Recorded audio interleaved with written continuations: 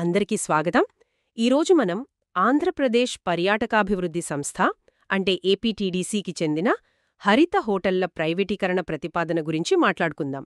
దీని చుట్టూ ఇప్పుడు చాలా చర్చ నడుస్తుంది. ప్రధానంగా చూస్తే రాష్ట్ర ప్రభుత్వం ఏం నిర్ణయించిందంటే ఏపీటీడీసీ కింద ఉన్న 22 హరిత హోటళ్లను ప్రైవేట్ సంస్థలకు అప్పగించాలని.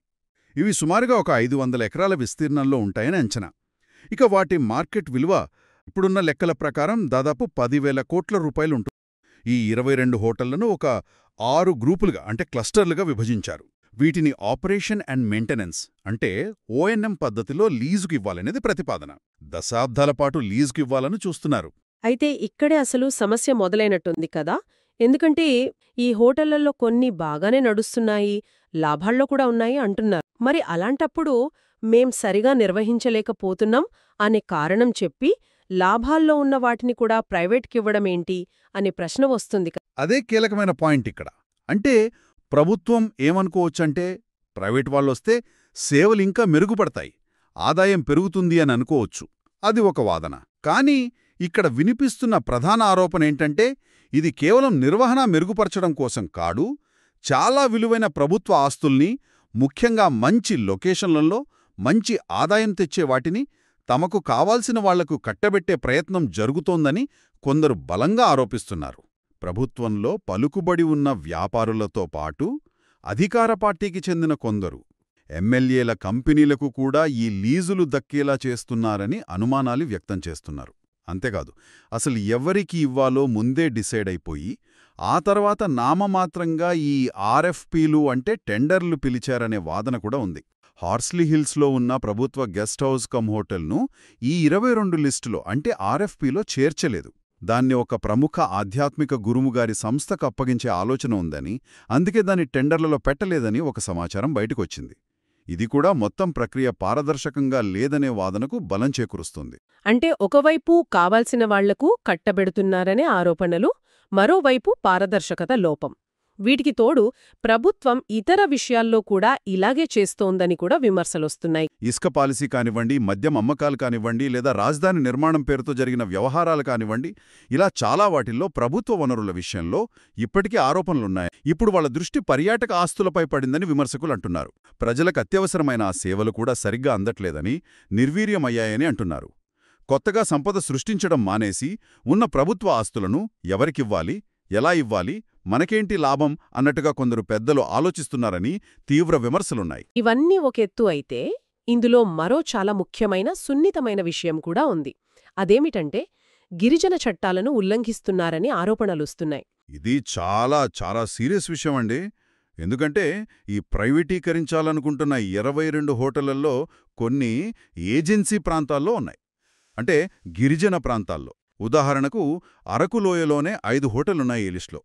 మనకు ఆంధ్రప్రదేశ్ షెడ్యూల్డ్ ప్రాంతాల భూబదిలీ నియంత్రణ చట్టం అంటే యాక్ట్ 170 అనేదొకటుంది. ఆ చట్టం ప్రకారం షెడ్యూల్డ్ ఏరియాలలో ఉన్న గిరిజనుల భూమిని గిరిజనేతరులకు అమ్మడంగాని, లీజుకివ్వడంగాని, లేదా మరే విధంగా హక్కులు కల్పించడంగాని పూర్తిగా నిషేధం. మరిప్పుడు ప్రభుత్వం ఈ చట్టాన్ని ఎలా ఉల్లంఘిస్తున్నట్టు? ఏజెన్సీ ప్రాంతాల్లోని హోటళ్లను కూడా ప్రైవేట్ సంస్థలకు వీళ్లు గిరిజనేతరులయ్యే అవకాశమే ఎక్కువ. ఓఎండ్ఎం పేరుతో అప్పగించడమే ఈ చట్టాన్ని ఉల్లంఘించడమని ఆరోపణలున్నాయి. ఆర్ఎఫ్పీ బిడ్లు వేయడానికి నవంబర్ 7తో గడువు ముగిసింది. ఇప్పుడు వాటిని పరిశీలిస్తున్నారు, టెక్నికల్ ఇవాల్యుయేషన్ అంటున్నారు. అది అయ్యాక అర్హత సాధించిన వాళ్లకు క్యాబినెట్ ఆమోదంతో లీజుకిస్తారు. అయితే ఈ లీజు ఒప్పందంలో ఉన్న కొన్ని క్లాజులపైనే చాలా అనుమానాలున్నాయి.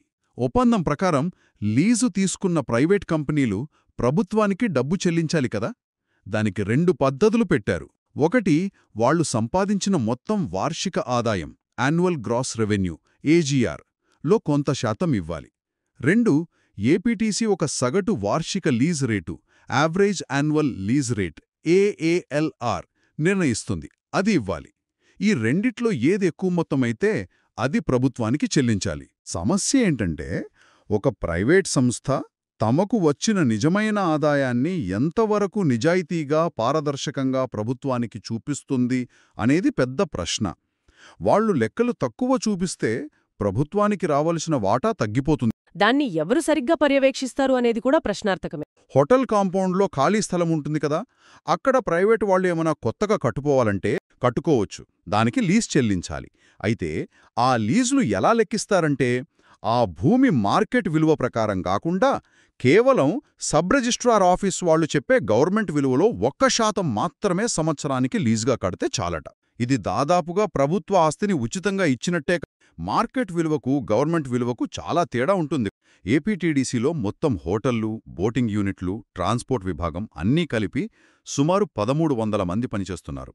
రెగ్యులర్ వాళ్లున్నారు, కాంట్రాక్ట్ వాళ్లున్నారు, అవుట్సోర్సింగ్ వాళ్ళు, ఇప్పుడు ఏపీ కాస్ అంటున్నారు కదా, కన్సల్టెంట్లు, డైలీ వేజ్ వాళ్ళు, ఇలా రకరకాల కేటగిరీల వాళ్లున్నారు. ముఖ్యంగా హోటల్స్లో రెగ్యులర్ పోస్టుల్లో డివిజనల్ మేనేజర్లు, డీవీఎంలు, మేనేజర్లు లాంటి కీలకమైన వాళ్లున్నారు. ఆయా హోటళ్లలో ప్రస్తుతం పనిచేస్తున్న అన్ని రకాల ఉద్యోగులను కొత్తగా వచ్చే ప్రైవేట్ ఏజెన్సీలే తీసుకోవాలని, వాళ్లకి ట్రైనింగ్ ఇవ్వాలని, వాళ్ల పనితీరును బట్టి కొనసాగించాలని చెప్పారు. అక్కడే ఉందసలు మెలిక. ప్రతి 2 నెలలకొకసారి ఉద్యోగి పనితీరుని రివ్యూ చేస్తారట. ఒకవేళ పనితీరు బాలేదు అనిపిస్తే అప్పుడు ఏపీటీడీసీ, ప్రైవేట్ ఏజెన్సీ ఇద్దరూ కలిసి ఆ ఉద్యోగి గురించి నిర్ణయం తీసుకుంటారని కూడా ఉందట. ఇది ఉద్యోగ భద్రతకు గ్యారంటీ లేదనడానికి ఒక సంకేతమని.